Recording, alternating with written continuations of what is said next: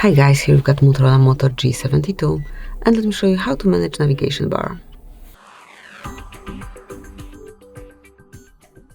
So at first you have to open the settings, then in search area enter navigation.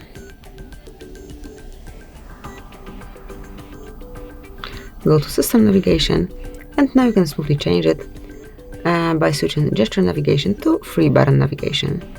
So it's up to you. So here we've got those three buttons for home screen, recent items button and back button, and then on gesture navigation you can use gestures as we did previously. So you can slide from right to left and from left to right to go back, then slide up quickly to go back to your home screen, and slide up and hold to open all running apps.